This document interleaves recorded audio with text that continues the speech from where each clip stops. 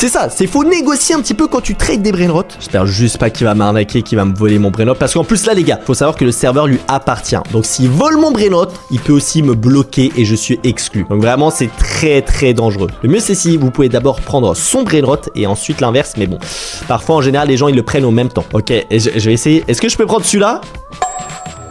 Ok, je crois qu'il faut que je prenne celui-là à gauche. Et moi, du coup, je vais aussi lui ouvrir ma base et on va le voler en même temps. Donc là, hop, j'accepte les amis. Faut juste pas qu'il me vole avant. Ok, les gars, il va à l'intérieur de ma base. Et regardez là, on le vole exactement au même temps.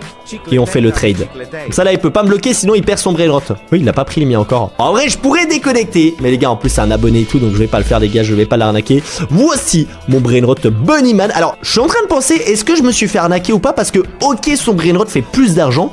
Mais en fait, moi, c'est un brainrot exclusif, les gars, de Noël qu'on pourra plus jamais obtenir. Tu galères un peu là pour... Il arrive pas à mettre le brainrot à l'intérieur. Oh, je pourrais tellement l'arnaquer, les gars, j'aurais pu le taper. Mais bon, les gars, on a quand même fait x2 sur la valeur, ce qui est très intéressant. Donc, le trade, ça peut être une bonne option, mais vous pouvez aussi tout perdre à cause des arnaqueurs. En tout cas, merci à toi, tu m'as pas arnaqué. Allez, on part d'ici. Il y a aussi une autre stratégie, les gars, qui est en plus assez marrante, c'est de transformer son skin en brainrot. Vous voyez, par exemple, là, je pourrais me transformer en 6-7 et me faire passer pour un brainrot.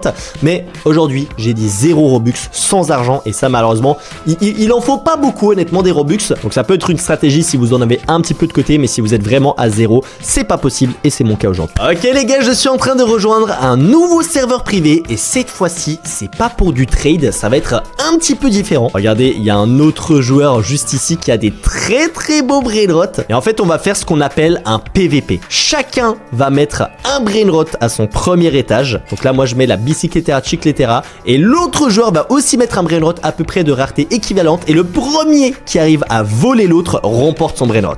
Wow!